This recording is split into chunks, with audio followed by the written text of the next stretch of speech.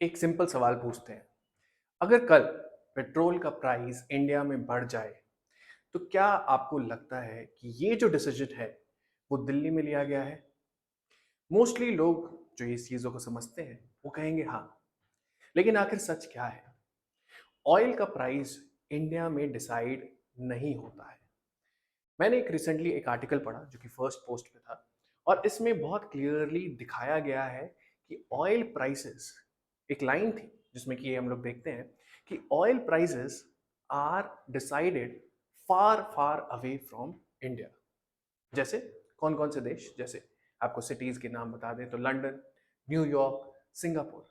ठीक है, ये डिसाइड करते हैं कि इंडिया में पेट्रोल कितने का मिलेगा।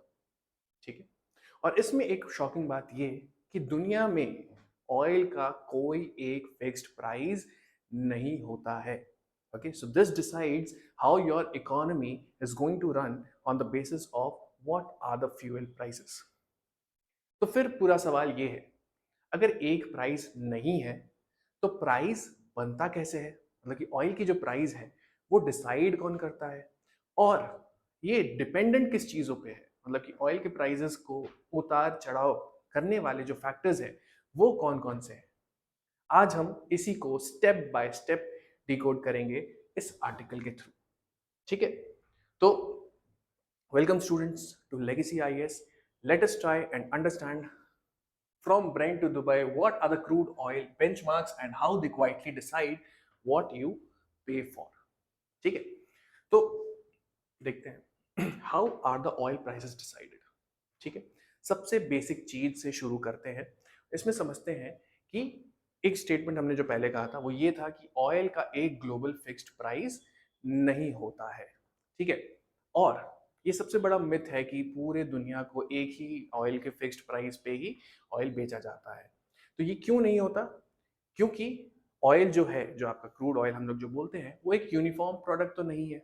ठीक है, क्रूड ऑयल जो होता है, जो शिप किया जाता है, उससे मल्टीपल रिफाइनरीज के थ्रू जाते हैं और मल्टीपल प्रोडक्ट्स निकाले जाते हैं।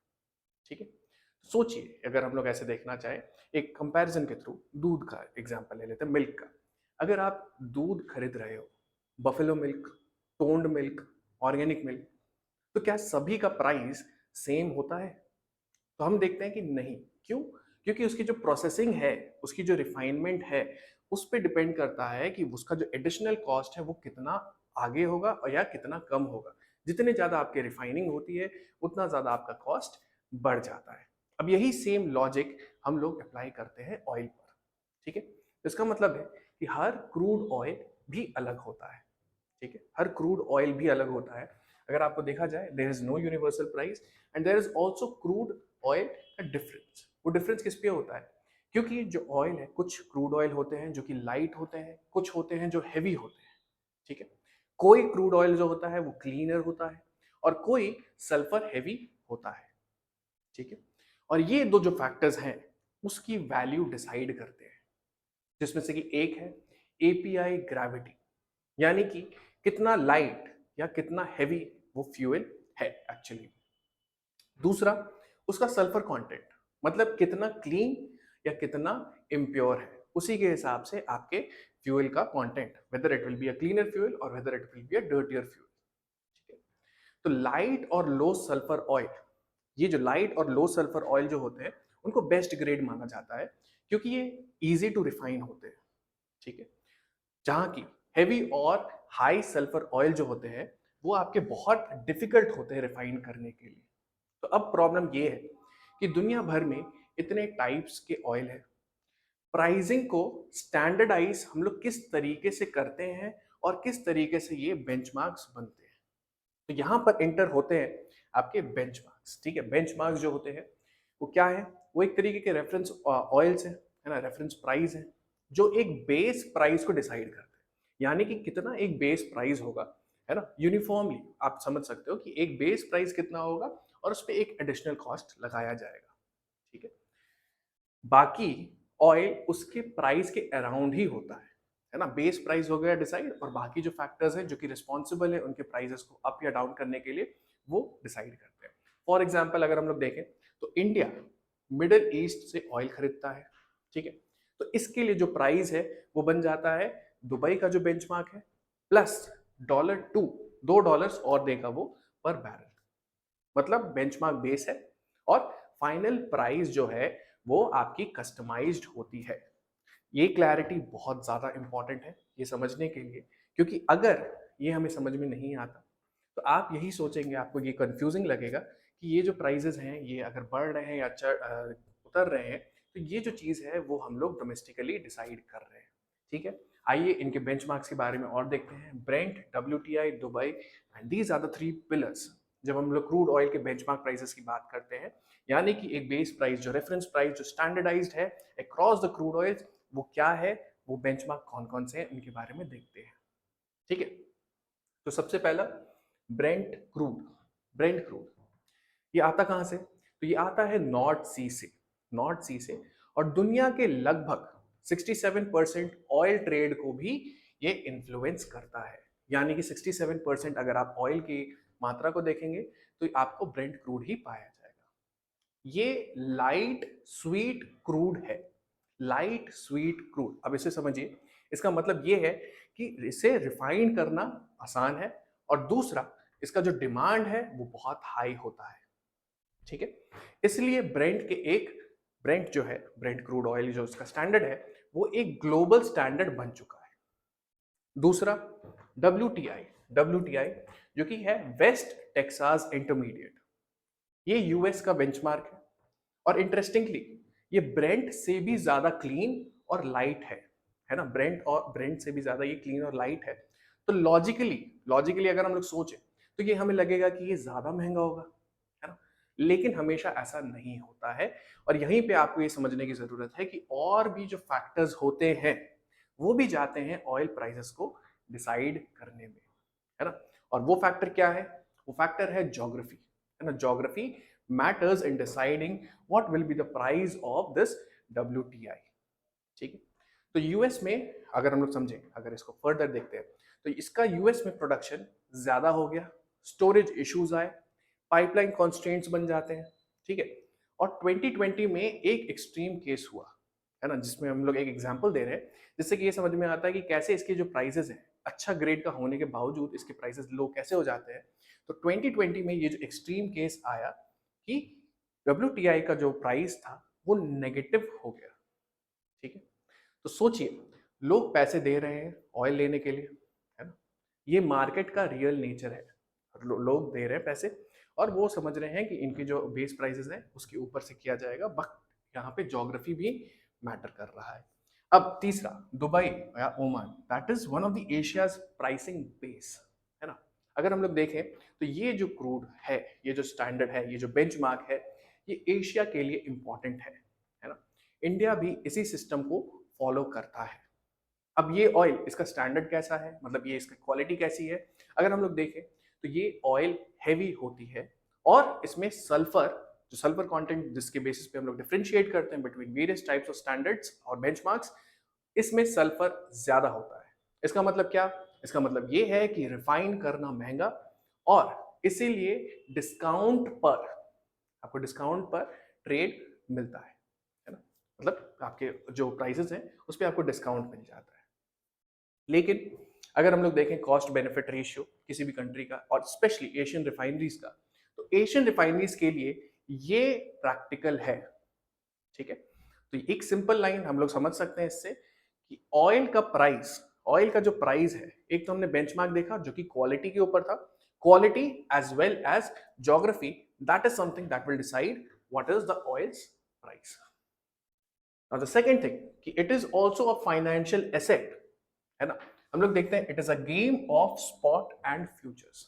अब आते हैं इस वेरी वेरी इंपॉर्टेंट पार्ट पर कि ऑयल ट्रेड कैसे होता है ना। दो मार्केट्स हैं, अगर हम लोग देखें तो दो मार्केट्स हैं, एक है स्पॉट मार्केट और एक है फ्यूचर्स मार्केट। ठीक है, स्पॉट मार्केट बहुत सिंपल है। स्पॉट मार्केट में ये समझना है कि आज अगर आपको जरूरत है ऑयल खरीदने की, किसी नेशन को जरूरत है, तो आपको आज ऑयल चाहिए, आप आज ही खरीदो और आपका डिमांड सर्व हो जाता है। तो इसमें प्राइस किस पे डिपेंड करेगा? इसमें जो प्राइस है वो डिपेंड करता है, जैसे बहुत सारे जो अभी जियोपॉलिटिकल इवेंट्स चल रहे हैं, जैसे कि वॉर हो रहा है या नहीं, है ना, सप्लाई डिस्टरप्ट हुई है या नहीं हुई है? रिफाइनरी का डिमांड क्या है, मतलब क्या आपके पास ऐसे रिफाइनरीज है जो कि इस particular grade of crude oil को रिफाइन कर सकते हैं कि नहीं? ठीक है, लेकिन ये सिर्फ स्पॉट मार्केट की बात है। अगर हम लोग आगे देखें कि एक फाइनेंशियल एसेट की तरह कैसे ट्रेड किया जा रहा है, तो आपको ये समझ में आएगा जो रियल गेम है वो फ्यूचर्स के मार्केट में आती है। फ्यूचर्स का मार्केट का मतलब है कि आप आज कॉन्ट्रैक्ट साइन करो और आपको जो डिलीवरी है, मतलब जो कमोडिटी की जो डिलीवरी होती है, वो बाद में, मतलब फ्यूचर में आएगी। ठीक है, तो यहाँ पे किस तरीके के इंडस्ट्रीज होते हैं जो कि सामने आते हैं, जैसे एयरलाइंस। एयरलाइंस क्या करती है, फ्यूल कॉस्ट लॉक कर देती है कि हम फ्यूचर में इस कॉस्ट पे आपसे फ्यूल जो ऑयल है वो परचेज करेंगे। सिमिलरली जो ऑयल कंपनीज है वो क्या करती है, फ्यूचर रेवेन्यू सिक्योर करने के लिए, ताकि उनको आगे चल के कुछ ज्यादा लॉसेस फेस ना करना पड़े, तो वो फ्यूचर रेवेन्यू सिक्योर करने के लिए इन फ्यूचर्स का जो मार्केट है उनका इस्तेमाल करती है। और इसके साथ साथ, ठीक है, ये सब तो कमोडिटी को रिक्वायर करते हैं, इसके साथ साथ आपको इन्वेस्टर्स भी मिलेंगे जो कि प्राइस मूवमेंट पर अपना बेट लगाते हैं। ठीक है, तो यहाँ पे एक चीज जो हमें ध्यान से देखने की जरूरत ये है कि दुनिया में around 100 million barrel oil consume करती है, मतलब दुनिया भर में जो रिक्वायरमेंट है पर डे का 100 मिलियन बैरल्स है। लेकिन जो ट्रेडिंग वॉल्यूम है, जब हम लोग ट्रेडिंग वॉल्यूम की बात करते हैं फ्यूचर्स मार्केट के थ्रू और पर्टिकुलरली इन्वेस्टर्स के थ्रू, वो उस कंजम्पशन से कई गुना ज्यादा है। इसका क्या मतलब हुआ, इसका मतलब ये है कि पेपर ऑयल, जैसे हम लोग अगर बोल सकते हैं उसे, पेपर ऑयल ज्यादा ट्रेड हो रहा है as compare to real oil, है ना। जो रियल ऑयल का कंजम्पशन है उससे ज्यादा ये एक फाइनेंशियल एसेट की तरह ट्रेड किया जा रहा है।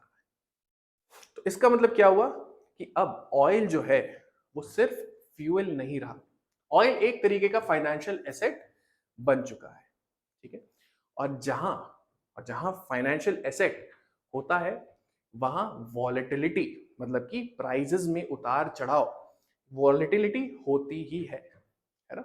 अब आते हैं अपने फाइनल अंडरस्टैंडिंग पे कि why oil prices feel random but they are not, है ना। इस फाइनल पिक्चर को देखते हैं, समझते हैं कि इन सारी चीजों का असेंबल करके क्या मतलब निकलता है, और हमें अगर हम लोग किसी पेट्रोल पंप पे जाते हैं या फिर ऑयल खरीदने जाते हैं तो हमें क्यों वो प्राइसेस अफेक्ट करती है। तो सबसे पहली बात, ऑयल का प्राइस जो है वो रैंडम नहीं है ना। ये एक लेयर्ड सिस्टम है। लेयर्ड सिस्टम है जिस तरीके से हम समझते हैं कि बहुत सारे बेंचमार्क्स हैं, तो सबसे पहले बेंचमार्क प्राइस आती है। दूसरा, उसी बेंचमार्क में different types of grade of oil होते हैं, तो वो आपका जो क्वालिटी है, क्वालिटी ऑफ ऑयल के ऊपर। तीसरी चीज जो हम लोग देखते हैं कि रॉ मटेरियल्स को कहाँ पे आपको पहुंचाना है, therefore you will also look for what is the location cost. ठीक है, लोकेशन कॉस्ट। तो ये तीन तो डिसाइड कर रहे हैं जिनको एक्चुअल कंज्यूमर्स लेंगे या खरीदेंगे फ्यूचर में। इसके अलावा आपके मार्केट कंडीशंस क्या है, फाइनेंशियल सेंटिमेंट, क्योंकि ये फाइनेंशियल एसेट की तरह भी बन गया है, तो फाइनेंशियल सेंटिमेंट क्या है। और सबसे बड़ा जो यही यही जो फैक्टर है जो बनता है वो फाइनेंशियल मार्केट का ही होता है। तो जहां ट्रिलियंस ऑफ डॉलर्स ट्रेड होते हैं, यहाँ पे फाइनेंशियल मार्केट्स में जो डोमिनेट कर रहा है, यहाँ पे ट्रिलियंस ऑफ डॉलर्स डोमिनेट कर रहे हैं, लेकिन एक्चुअल ऑयल क्या वो मूव कर रहा है, तो उसका जवाब है नहीं। इसीलिए जब आप इंडिया में पेट्रोल का प्राइस देखते हो, है ना, तो वो सिर्फ इंडिया का डिसीजन नहीं होता है, वो ग्लोबल सिस्टम का, पूरा ग्लोबल सिस्टम, ये सारे जो फैक्टर्स है उनको इंक्लूड करते हुए उस पूरे ग्लोबल सिस्टम का आउटपुट होता है।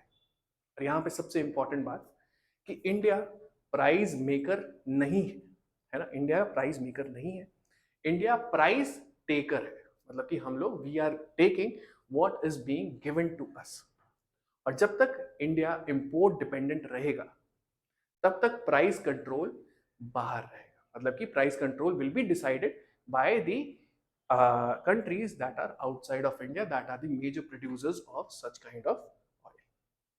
ठीक है, तो लास्ट लाइन जो हम लोग इससे समझते हैं पूरा कि ऑयल सिर्फ एक फ्यूल नहीं है, ऑयल एक ग्लोबल पावर सिस्टम है।